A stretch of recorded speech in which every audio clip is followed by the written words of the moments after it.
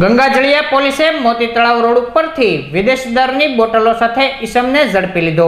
Gangajaliya police મથકનો staff પેટ્રોલિંગમાં હતો તે વેળાએ બાતમી મળી હતી કે કણબીવાડ વિસ્તારમાં રહેતા નિલેશભાઈ ઉર્ફે નીલોપ વિનોદભાઈ બારિયા મોતી તળાવ રોડ ઉપરથી થેલીમાં વિદેશી દારૂની બોટલો લઈને ઊભો છે।